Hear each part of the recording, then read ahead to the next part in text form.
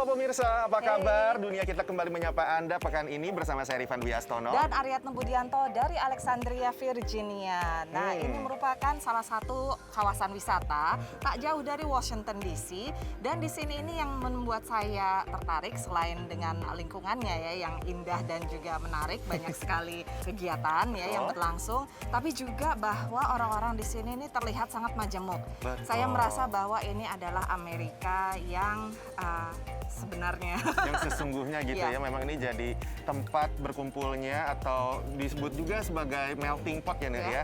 Tempat orang-orang dari berbagai belahan dunia berkumpul. Di sini banyak orang yang memang datang untuk bekerja atau justru mereka yang mencari suaka yang sebelumnya mungkin di negara asalnya mencoba untuk menyelamatkan diri dari konflik atau krisis yang ada di sana ya, Nek? Betul. Nah, negara bagian Virginia sendiri dalam 6 tahun terakhir telah menerima lebih dari 8.500 pengungsi dari berbagai negara. Dan yang terakhir adalah dari Afghanistan. Nah, apalagi mungkin kita masih ingat baru beberapa saat yang lalu, Agustus tepatnya, ketika Taliban menguasai kembali Afghanistan, banyak warga Afghanistan yang mencoba untuk istilahnya melarikan diri lah, karena mereka tidak mau lagi berada di bawah kekuasaan Taliban gitu. Dan salah satunya negara yang dituju, bahkan mungkin sebagian besarnya ya, itu ke Amerika Serikat. Betul. Nah, jadi karena sebagian besar warga Amerika Serikat itu mungkin sudah aware ya, sudah peduli dengan apa yang terjadi krisis di Afghanistan. Makanya kali ini kedatangan para pengungsi itu disambut tidak hanya oleh pemerintah Amerika Serikat sendiri atau negara bagian dan juga pemerintah kota, tapi juga oleh bisnis lokal dan juga oleh warga setempat. Nah, berikutnya kita akan melihat bagaimana sebuah bisnis di Washington DC mencoba untuk menjadi hub atau pusat dari sumbangan-sumbangan warga yang berdatangan dari sekitar ibu kota Amerika Serikat. Ini dia. Restoran Afgan di Washington DC ini menjadi pusat bantuan untuk para pengungsi dari Afghanistan. Rak-rak yang biasanya digunakan untuk menyimpan minuman anggur, kini penuh dengan ratusan box, berisi mulai dari pakaian hingga perlengkapan mandi, peralatan makan, atau membersihkan rumah. Menurut pemilik lapis Fatima Popal, ia tergerak melakukan amal ini karena sejarah keluarganya. We are also refugees from a different time period of war in Afghanistan, so we do understand how most of these refugees feel. Of course, our time period is a little bit different, where it wasn't the Taliban regime, but. Keluarga Popal lari dari Afghanistan tahun 1980-an saat Fatima berusia 6 bulan. Sejak 1987 mereka tinggal di Amerika Serikat dan kini punya 3 restoran di Washington DC. Lewat media sosial, Fatima menyebarkan info bahwa Lapis menerima donasi dan relawan. Respons warga membludak. Both my brother and I woke up with just a social media blast of just people just wanting to help, not only to donate but also to help their time, help with giving in their time and volunteering their time for us. And it's just been just beautiful to see how the community has come together, how everyone just wants to help and donate. Selama berminggu-minggu, Fatima dan lusinan relawan menerima, menyortir, dan mengisi truk dengan barang-barang sumbangan. Berbagai bisnis di Washington DC dan seluruh Amerika juga mengumpulkan sumbangan bagi para pengungsi Afgan. Tak ketinggalan, lembaga-lembaga amal berbasis agama seperti Catholic Charities. What we have here is just one day's worth of donations. Amazon drivers were dropping them off truckload after truckload, all donated. Jumlah pengungsi Afgan yang tiba di kawasan sekitar Washington DC semakin bertambah cepat. We obviously think that that's going to continue to be an increasing number over the next few months and even years. When they come to this country, we're usually the first faces that they see. We meet them at the airport. And then things happen very, very quickly. After that, the priority is to help these families into housing, find permanent housing as quickly as possible, and then also begin the search for employment. Relawan pun tak hanya membantu secara fisik, tapi juga mental. Misalnya mencek kabar secara berkala atau menawarkan tips melakukan kegiatan sehari-hari. Berbagai hal yang membantu menenangkan hati para pendatang selagi mereka berjuang membangun hidup baru di negara baru. Dari Washington DC, VOA.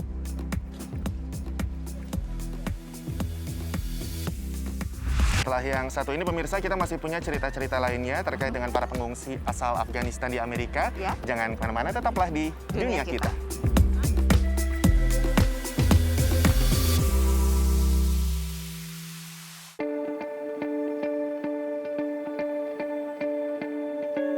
Pemirsa, Anda masih menyaksikan Dunia Kita Produksi VOA, masih dari Alexandria, Virginia. Dan kita juga masih punya banyak cerita soal para pengungsi Afghanistan Ya. yang baru-baru ini mulai berdatangan ke Amerika Serikat, dan beberapa di antaranya juga sudah ada yang dipindahkan secara permanen ke tempat Ya. tinggal masing-masing ya, ya. Menetap, Betul. Nah, tapi memang di negara bagian tertentu itu masih banyak yang masih akan menerima pengungsi lainnya. Betul. Contohnya di California, mereka ini masih istilahnya membuka slot untuk menerima 5.000 pengungsi Afghanistan lainnya. Nen. Betul. Berikutnya kita juga akan melihat bagaimana salah satu pangkalan militer di Amerika Serikat, tepatnya di negara bagian Wisconsin, menerima atau menyalurkan para pengungsi ini yang baru datang dari Afghanistan untuk seterusnya ditempatkan di berbagai negara bagian.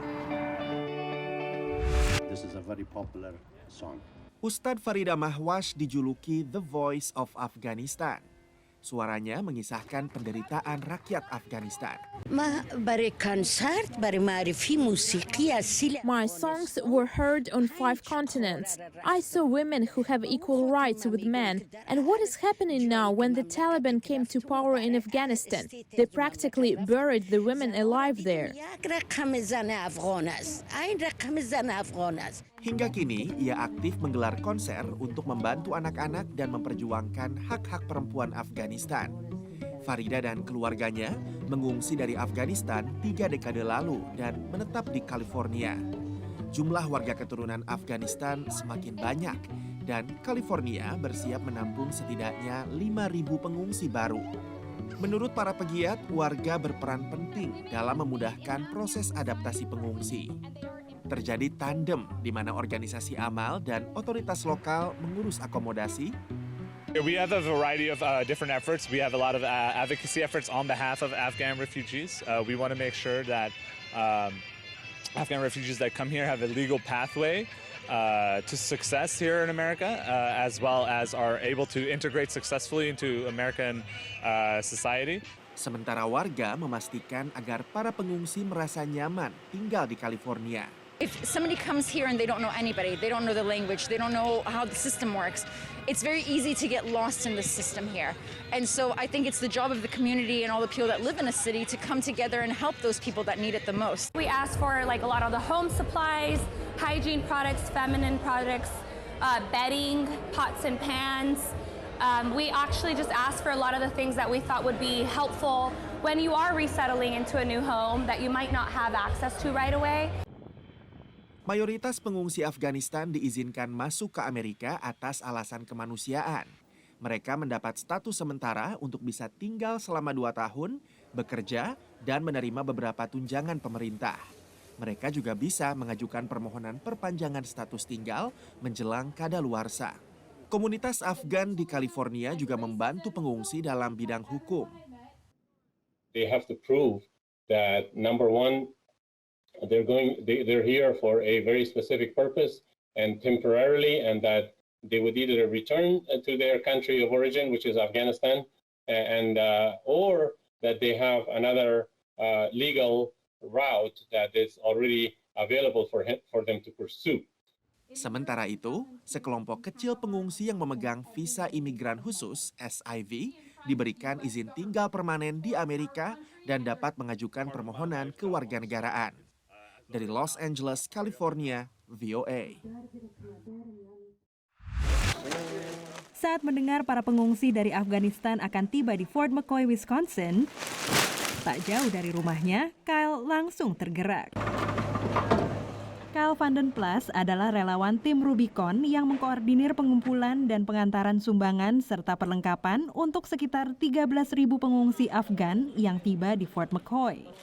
They need basic necessities. Right now we're processing through diapers and feminine hygiene products and baby food and clothes by the trash bag full and getting it sorted and getting it distributed to the people in need. Fort McCoy hanyalah tempat pemrosesan sementara. Hanya sekitar 400 pengungsi Afgan yang akan menetap di Wisconsin. Sisanya akan ditempatkan di berbagai kota seperti Pittsburgh, Pennsylvania. Nurul Haq Fazli meninggalkan Afghanistan 2018 setelah mendapat Special Immigrant Visa atau SIV. Mantan pegawai Kedubes AS di Kabul ini kini satu-satunya orang Afgan yang bekerja di Jewish Family and Community Services atau JFCS, salah satu lembaga yang ditunjuk untuk membantu pengungsi Afgan mencari tempat tinggal dan pekerjaan di Pittsburgh. The problem is that we get a very short notice. We had the last week 5 hours notice, a family comes, so you have to deal with that. So usually it was a month to take to do all this preparation, but now 5 hours. Because this is a crisis situation, this is very different than the way things are typically handled. JFCS menepis kekhawatiran bahwa jumlah pendatang yang begitu besar secara mendadak meningkatkan resiko keamanan dalam negeri. Special immigrant visa holders, the SIVs, they're pretty similar to refugees. They're a special class of immigrants that undergo the most rigorous screenings of any immigrant that comes to this country. They go through multiple levels of screenings, which include health screenings, security, background checks. It's a very lengthy process. We know more about them when they come here than we do probably about pretty much anyone else who comes as a tourist or a student or anyone else. Dari yang dulunya mengemudikan kendaraan militer sebagai prajurit Angkatan Darat Amerika di Afghanistan, kini Kyle mengemudi truk sewaan sepanjang Wisconsin Utara mengantarkan suplai barang untuk para pengungsi. They made a conscious choice to help the American troops for hopes of betterment of their country and their lives. And I think we owe it to them to continue and uphold our end of it. Ia pun bertekad tetap jadi relawan selama para pengungsi terus berdatangan ke negara ini. Dari Sparta, Wisconsin, VOA. Nah pemirsa, setelah yang satu ini kita masih punya cerita-cerita lainnya. Oleh sebab itu jangan kemana-mana, tetaplah di Dunia Kita.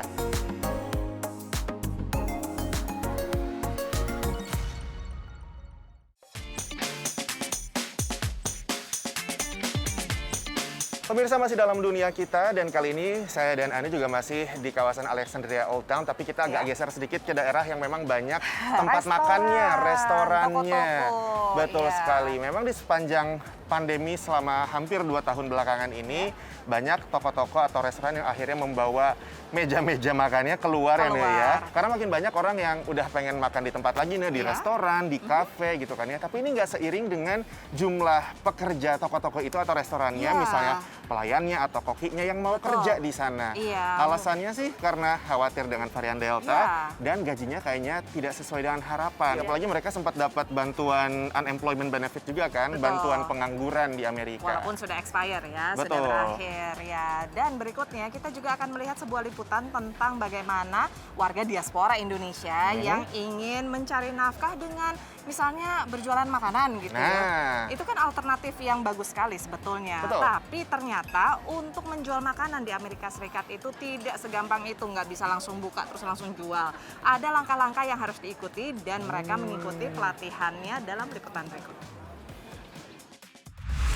Bursa tenaga kerja yang belum lama ini diadakan di pinggiran kota Leesburg, Virginia, memberi peluang membuka jaringan yang sangat dibutuhkan Lizette Best. Ia kehilangan pekerjaan sebagai manajer komunitas akibat pandemi dan menjadi satu di antara sekitar 9 juta warga Amerika yang tidak lagi mendapat tunjangan pengangguran dari pemerintah federal sejak 4 September. A lot of people have been trying to get jobs for a while because even with the unemployment benefits, it provides a small cushion, but it doesn't really provide enough for you to plan for other things like purchasing a home or insurance or taking care of your family. Sejak Maret 2020, sekitar $700 miliar telah dikucurkan sebagai bantuan keuangan bagi para pekerja yang menganggur.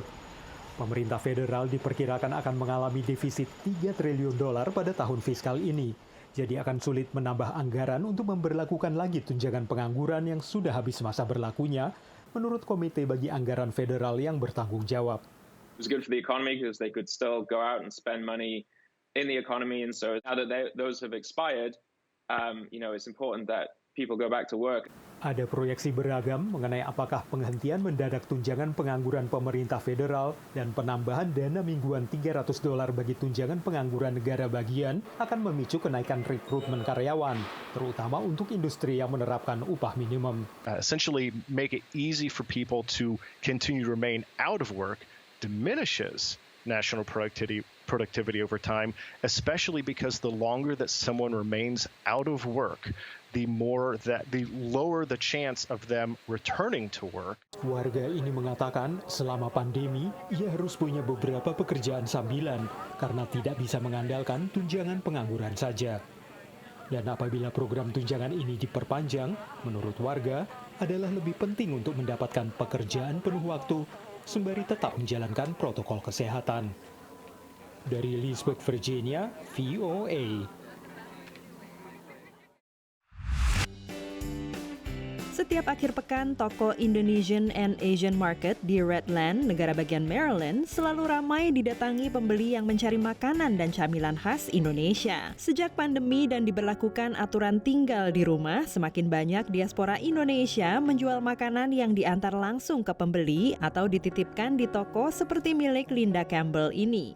Walau masih di tahap industri rumahan, para penjual makanan harus memasak sesuai aturan dan standar kesehatan, serta memiliki sertifikat. Itu penting loh, karena mereka tahu ya higienisnya itu gimana, cara memasak itu gimana yang benar gitu, itu penting bagi saya. Untuk mendukung warga yang ingin terjun ke bisnis kuliner, Indonesian American Association atau IAA, organisasi komunitas diaspora Indonesia di Washington DC, mengadakan lokakarya sertifikasi food manager. Jadi banyak hal-hal yang perlu diperhatikan di sini, terutama di Amerika ini, hal-hal yang bagaimana men-serve food secara safe. Dia bisa menjual sesuai dengan dan comply dengan peraturan yang dikeluarkan oleh USDA maupun FDA, supaya makanan yang dijual itu makanan itu safe dimakan oleh pelanggannya. Khususnya selama pandemi, pembeli semakin berhati-hati sehingga pengetahuan bagaimana menangani makanan hingga siap disajikan menjadi penting dipelajari oleh mereka yang ingin menjalani bisnis ini. Misalnya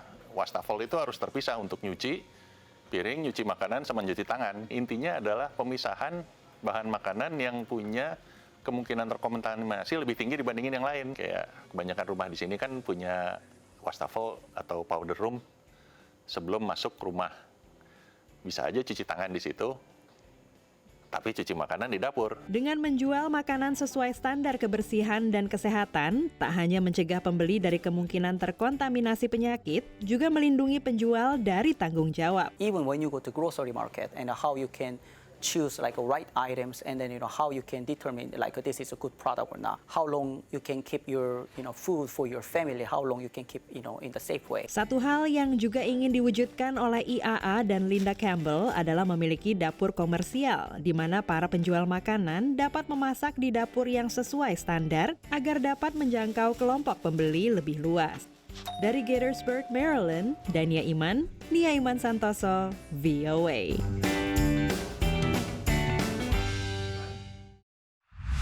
Terasa sudah setengah jam kami menemani Anda dalam Dunia Kita episode kali ini. Tapi jangan lupa kalau misalnya mau nonton lagi Dunia Kita atau program VOA yang lainnya, langsung aja ke situs kami www.voaindonesia.com atau nonton di channel YouTube kami VOA Indonesia. Betul, dan kalau pengen jadi sahabat Dunia Kita dan VOA Indonesia, langsung follow juga media sosialnya kami dengan kata kunci VOA Indonesia di Facebook, Twitter, dan Instagram. Betul, kalau gitu kami undur diri dulu. Yuk. Saya Aryatna Budianto. Dan saya Rifan Dwi Astono. Kita ketemu lagi di episode berikutnya. Ya. Dadah, Sampai ketemu sampai jumpa. lagi.